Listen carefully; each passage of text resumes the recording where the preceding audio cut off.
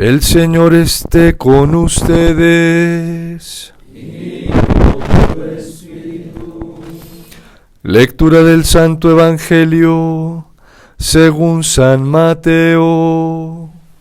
Gloria a ti, Señor.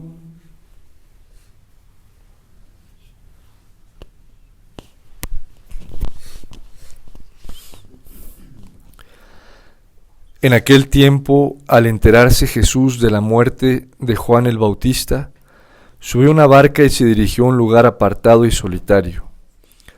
Al saberlo la gente lo siguió por tierra desde los pueblos. Cuando Jesús desembarcó, vio aquella muchedumbre, se compadeció de ella y curó a los enfermos. Como ya se hacía tarde, se acercaron sus discípulos a decirle: «Estamos en despoblado y empieza a oscurecer. Despide a la gente para que vayan a los caseríos y compren algo de comer». Pero Jesús les replicó: «No hace falta que vayan, denles ustedes de comer». Ellos le contestaron: «No tenemos aquí más que 5 panes y 2 pescados». Él les dijo: «Tráiganmelos». Luego mandó que la gente se sentara sobre el pasto. Tomó los 5 panes y los 2 pescados, y mirando al cielo pronunció una bendición, partió los panes y se los dio a los discípulos para que los distribuyeran a la gente. Todos comieron hasta saciarse, y con los pedazos que habían sobrado se llenaron 12 canastos. Los que comieron eran unos 5,000 hombres, sin contar a las mujeres y a los niños. Palabra del Señor. Gloria a ti, Señor Jesús.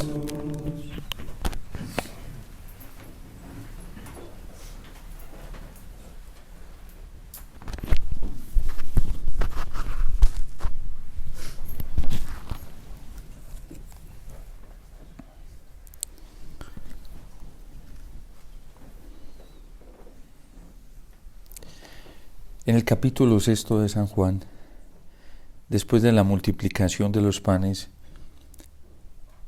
el pueblo se va detrás de Jesús, y cuando lo encuentran nuevamente, Jesús les hace un reproche. Le dice: ustedes me buscan no porque han visto a través de los signos, sino porque han comido pan hasta saciarse. Es decir, su corazón se ha embotado por el interés de un pan material, de un sustento material. Y es que en esta tentación había caído también el pueblo de Israel en el desierto. Solo le interesaba el alimento material.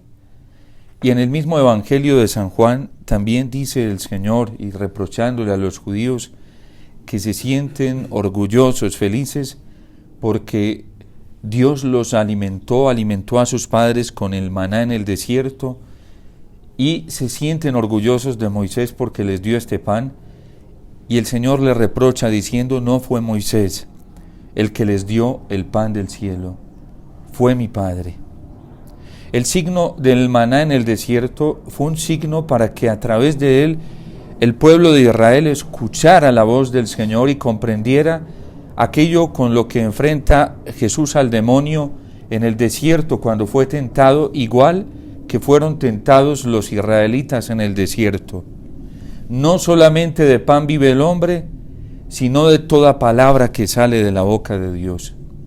Y por eso el reproche de Dios en este Salmo 81, mi pueblo no escuchó mi voz, Israel no quiso obedecer, porque cuando el corazón se entusiasma por otro tesoro, que no es la palabra del Señor, que no son las directrices, las indicaciones que salen del más sabio de los sabios que es el Señor, entonces el corazón se embota y se pierde y se deja llevar por el instinto, por la concupiscencia, y solamente busca alimentarse de lo material, pero no es capaz de ver a través de los signos. La semana pasada San Mateo mismo nos comunicaba esta realidad tan dura de que Jesús en Cafarnaún, cerca a su tierra, no quiso realizar más milagros porque no fueron capaces de ver a través de los signos, de los acontecimientos externos, y no se quisieron convertir. Hay veces que el Señor, y lo hace en su pedagogía divina, detiene tantas manifestaciones externas de su bondad, externas, por el embotamiento y la dureza del corazón. El milagro en sí, nos enseña el Catecismo de la Iglesia Católica, es un signo externo que Dios realiza para provocar la fe de quien lo ve, de quien lo recibe, de quien lo palpa. No para enorgullecerse, no para envilecerse como nos pasa a muchos católicos, que creemos que los milagros y los signos externos se realizan como resultado de la santidad y de la virtud personal, y eso es falso. Nada más mentiroso que eso. Un signo externo incluso se realiza porque hay una incitación, una provocación del Espíritu Santo para que nosotros abramos nuestros ojos, para que abramos nuestros corazones y nos convirtamos a Dios. El milagro del maná, Dios lo realizó para provocar la fe del pueblo, para provocar una respuesta fiel del pueblo. Pero entre más les hacía signos, más se les endurecía el corazón, hasta el punto que nos dice el libro del Éxodo que Dios los castigó con fuego. Dios permite muchas cosas dolorosas en nuestra vida para robar nuestra atención, la atención del oído, la atención del ojo del alma, del corazón. Las pruebas que está viviendo la humanidad son permitidas por Dios, y son permitidas por Dios porque Dios le está clamando a la humanidad, como lo hace a través del Salmo: ojalá mi pueblo escuchase mi voz. Ojalá este pueblo, este mundo, este planeta Tierra caminase por mi camino. Ojalá la iglesia me escuchara hoy. Ojalá los sacerdotes, los consagrados, los bautizados me escucharan hoy. Pero Israel no quiso obedecer, y yo los entregué a su corazón obstinado. Esta es una expresión muy dura en la boca del Señor, porque es su palabra. Yo los entregué a su corazón obstinado para que anduviesen según sus antojos. Y no crean que es una expresión imperfecta de la espiritualidad y de la moralidad del Antiguo Testamento, porque San Pablo en el capítulo 1 y 2 de la carta a los Romanos, cuando dice de cómo los gentiles se entregaron a la perdición, dice: Dios los entregó para que andaran como ellos querían. Cuando un corazón se obstina en no escuchar al Señor por falta de mansedumbre, por falta de humildad, por falta de reconocimiento creatural ante Dios, porque se cree muy bueno, muy justo, muy santo, perfecto, porque inconscientemente se pone en este mundo como el que no necesita cambio, el que no necesita conversión, y a mí que ni me hablen de eso. Y eso funciona perfectamente en el inconsciente colectivo de muchos católicos, de muchos de nosotros los sacerdotes, de muchos de nosotros los consagrados, de muchos de nosotros los bautizados. Eso no da esperanza a nadie. ¿Cómo que la conversión no da esperanza? Si es la oportunidad de dejar el pecado y acoger la vida nueva. ¿Cómo que la conversión no es una luz extraordinaria y maravillosa del amor divino, cuando lo único que Dios nos pide es que no nos obstinemos, como este pueblo del que se está quejando Moisés ante Dios? Porque es un pueblo duro, de dura cerviz. ¿Y cómo empezaron? Empezaron muy mal, alimentando una murmuración interior, primero contra Moisés y seguida contra Dios. Y luego esa murmuración interior se hace una murmuración colectiva, como lo está expresando hoy el texto del libro de los Números. Comenzaron a envenenar a todos los que estaban a su alrededor. No hay hierba más venenosa en la vida y más contagiosa que la murmuración. Es terrible y hasta demoníaca. Porque así lo hizo el demonio en el paraíso. Murmurar y permitir la sospecha de la murmuración en el corazón de Adán y Eva contra Dios. Y por ahí empezó. Y así empezó este pueblo. Y por eso Dios continuamente les intenta hacer ver su error. Pero es un pueblo que termina, al fin de cuentas, endureciéndose. Hasta el final. Porque cuando no hay humildad en el corazón para reconocer la propia culpa y para reconocer, sobre todo los que estamos en este planeta Tierra y los que hacemos parte de la Iglesia Católica, de que somos los primeros que necesitamos purificación y al nivel más alto, porque los santos están en el cielo, a nosotros nos tienen todavía en esta tierra porque no somos ángeles, ninguno. Cuando no nos colocamos en esa posición de la necesidad de purificar, de la necesidad de pedir perdón, de la necesidad de escuchar la palabra del Señor, como lo dice el salmista, y nos vamos detrás de otras directrices, y nos entusiasman otras voces, otros mensajeros, otros consejeros, otros que hablan mejor que la palabra del Señor, otros que aconsejan y motivan mejor que la palabra del Señor o que la iglesia, entonces el destino será muy nefasto. Porque de eso sí le está gustando a la gente hoy.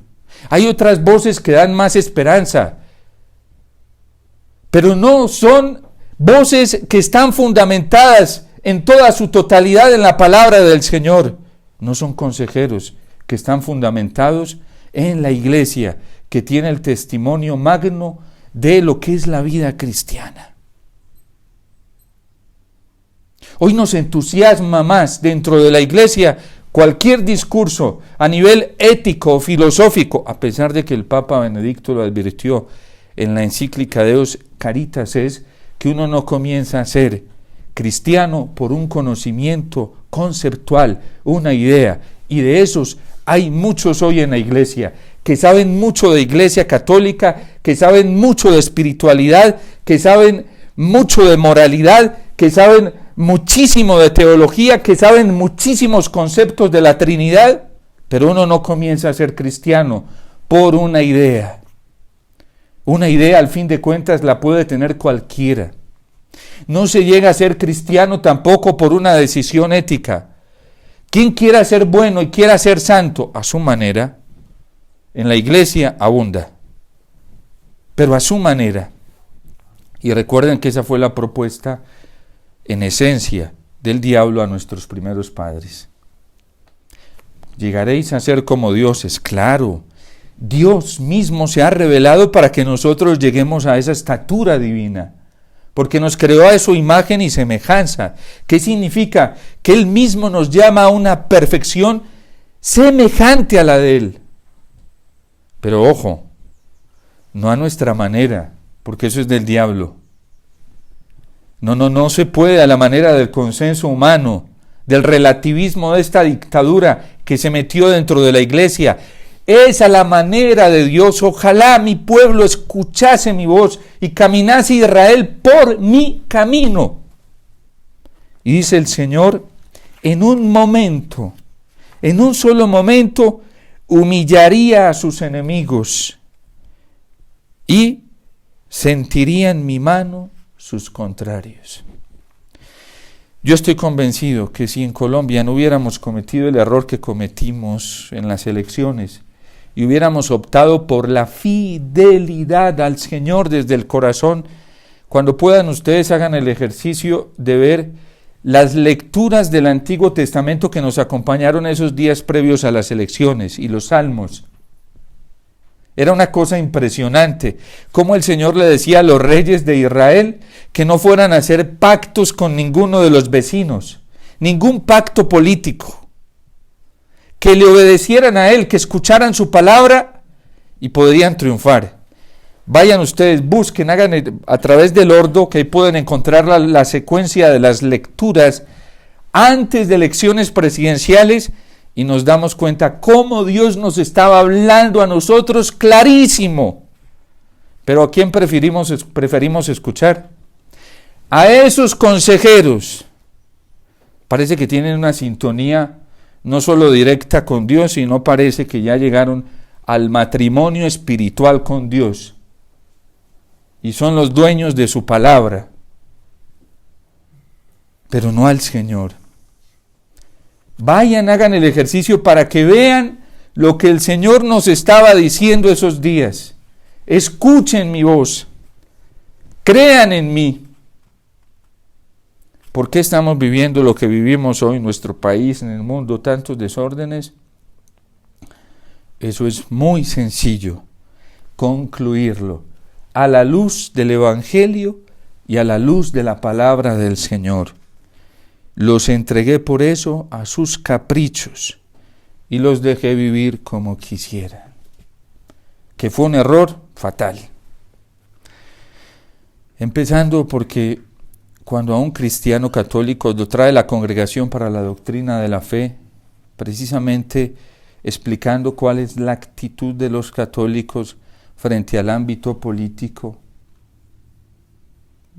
si lo trae la Congregación para la Doctrina de la Fe, documento del 2002-2003, porque la Iglesia ya ha vivido todas estas experiencias a lo largo de 2000 años. Lo que pasa es que nosotros preferimos hacerle caso, ¿sí?, a ideólogos, porque tienen discurso, porque tienen impacto, ¿sí?, porque tienen los títulos pertinentes de esta modernidad, ¿sí?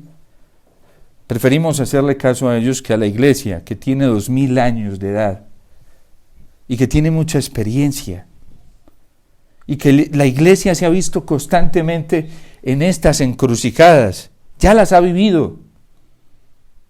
Y en ese documento la Iglesia básicamente nos dice que nunca un cristiano, y en todos los documentos, en toda la tradición, el magisterio, a nosotros nos ponen a elegir entre dos males morales, que fueron las elecciones presidenciales para Colombia. Eran dos males morales, porque los dos tenían aborto, ideología de género. Eran dos males morales, los dos males morales. Ojo que aquí no había un mal físico y un mal moral, no, eran dos males morales, los dos males ilícitos. Eran dos males morales. Y nunca, jamás, es que ni una persona que no es creyente, hubo ateos, muchos ateos, que la tenían clara. Eso no se elige. El mal no perfecciona a nadie. Pero mi pueblo no escuchó mi voz. Israel no quiso obedecer. Miren, eso es una orientación práctica en la vida humana, que uno entre dos males no elige ningún mal. Uno busca el bien para elegirlo, porque el bien es el que perfecciona a la persona. ¿Sí? Eso es sencillo, lo sabe un niño de escuela, ¿sí? Que entre dos males uno no elige ningún mal, uno busca cuál es el bien.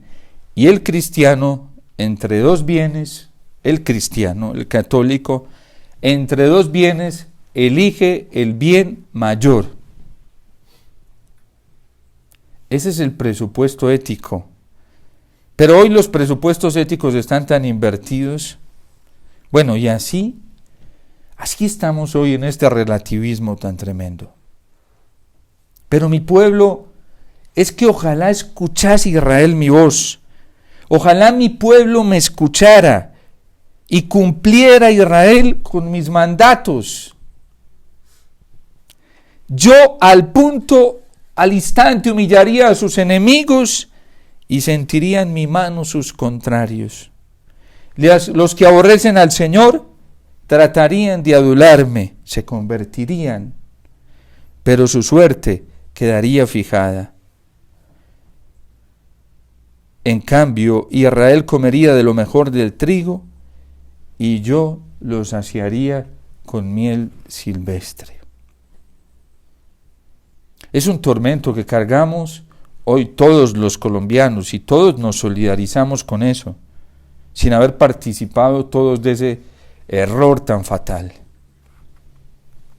Pero somos hermanos al fin de cuentas. Somos hermanos y debemos solidarizarnos por amor y reparar. Ojalá mi pueblo escuchase mi voz. Yo creo que hoy nos estamos negando a escuchar la voz del Señor. Y eso sí nos hace mucho daño. Tenemos que volver a la palabra de Dios.